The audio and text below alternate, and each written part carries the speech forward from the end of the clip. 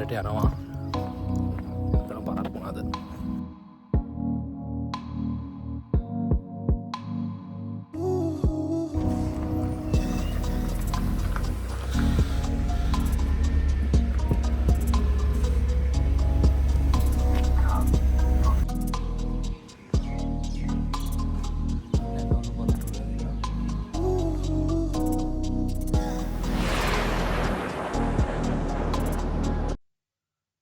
බොකිර්තෝ යාළුවනේ නද අපි වැඩට යන්න හදන්නේ. අද තමයි පළවෙනි දවස. අපි දැන් ඇවිල්ලා දවස් දෙකක් විතර වෙනවා ඊශ්‍රායල් වලට. අපේ මේ තියෙන ඇපාර්ට්මන්ට් එක. ඒකට ඒක ගැන වෙන වීඩියෝ එකක් ගේන්නම් ඉස්සරහට. ඉතින් දැන් වෙලාව 4:00මාරයි. දැන් අපි මේ උදේ උයනවා. ස්වාමිට් එකක් හදනවා. පස්සේ බත් එක ලිපේ තව බිත්තර දෙකක් ඔම්ලට් එකක් දාගෙන අද අපි අරන් යනවා. ඉතින් ඔහොම තමයි අද අපි දවස පටන් ගන්න බලාපොරොත්තු වෙන්නේ. අපි වැඩ කරන තැනට යනකම් බලමු කොහොමද අපේ අද මගේ යාළුවගේ දවස ගෙවෙන්නේ කියලා. රයිට් එහෙනම් අපිත් එක්ක එකතු වෙලා ඉන්න. ඔන්න යාළුවනේ අපි උයාගෙන වැඩට යනවා. එතන පරක් වුණාද? අපිට පහමාට බස් එක තියෙන අපිට පොඩ්ඩක් පයින් යන්න ඕනේ. එතකොට මෙන්න මේ ඔය පේන්නේ සන් සෙට් එක දිහායින් තමයි තියෙන්නේ ජෝර්දාන්. එතකොට අපි වැඩ කරන පැත්ත තියෙන අර පැත්ත අර කන්ද. ඔයාලට පේන ඇති ඔන්න ඇතින් ලයිට් ටික. මේ ටික තමයි අපි වැඩ කරන තැන. ඉතින් මේ අපි දෙන්න. යාම. වත්තා. දැන් මේ ටික මේ. අලුතෙන් සංවර්ධනය වෙමින් යන ප්‍රදේශයක්. මේකේ තැන් වල පලස්තීන් ගම් එහෙමත් තියෙනවා. එයාලව වෙනම කොටු කරලා තියෙනවා. ඒ ඕනම කෙනෙක්ට මේ පාරවල් වල යන්න පුළුවන්.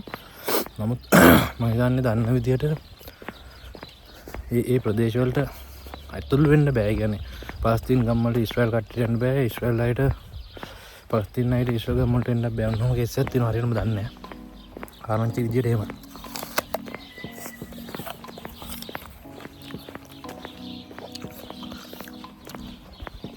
අතනම ලස්සන පැත්තක් දවල්ට ඉන්න බෑ. ප්‍රශ්න වැඩි. දැන් තේසිය සංසක 20ක් වගේ තියෙන්නේ. රැයට 18 විතර බහිනවා.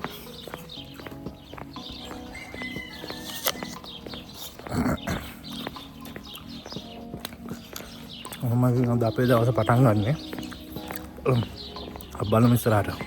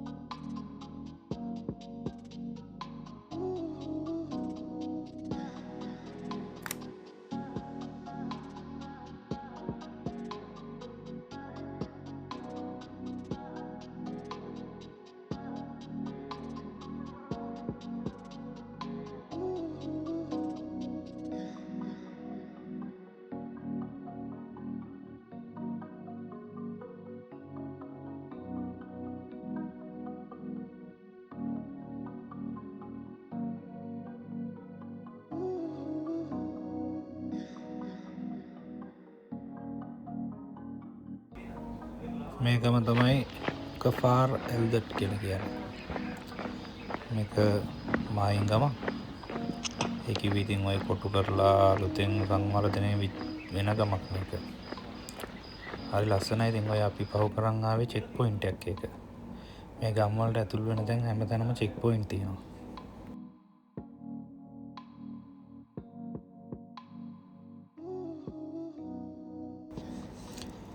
මේ ඉතින් ඔය පාරේ පේන්න තියෙන හැම වාහනයක්ම ඉතින් ඔහොම තමයි රැට දාලා තියෙන්නේ.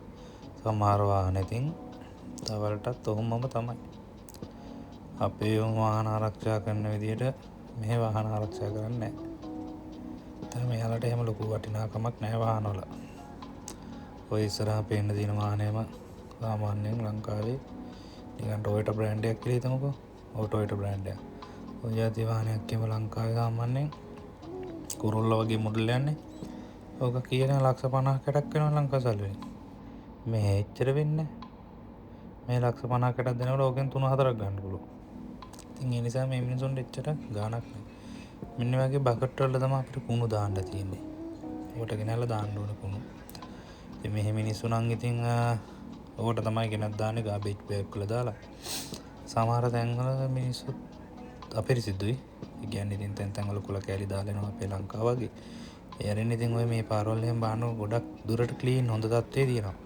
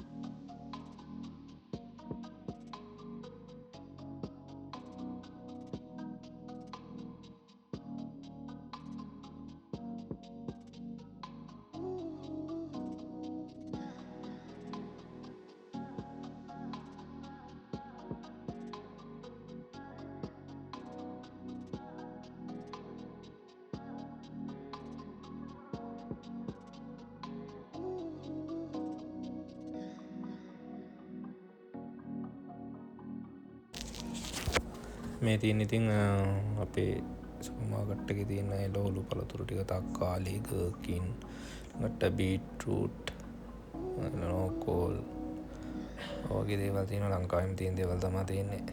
අලුත් දෙයකට කියලා ඉතින් එහෙම ප්ලම්ස් එහෙම තමයි ඉතින් ලංකාවෙම තියෙන දේවල් තමයි ඉතින් ඔය සුපර්මාකට් වල තියෙන දේවල්ම තමයි තියෙන්නේ. මෙහි ඉතින් එහෙමයි. මේවා ඉතින් ටිකක් මිල නම් වැඩි. සාමාන්‍ය ඇපල් කිලෝ එකක් ෂෙකල් 13ක් විතර එනවා. සාමාන්‍ය ලංකාවේ සල්ලි වලින් 1400ක් 1500ක් විතර.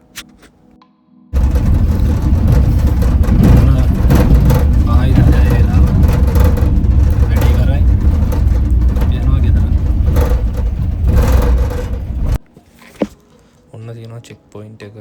මේ ඇවිල්ලා නොක්දීන් ළඟට ඔතන ඉස්සරහෙන් වම් අත පැත්තට යනාම ඉස්තෙබාර අපින්න හරිය.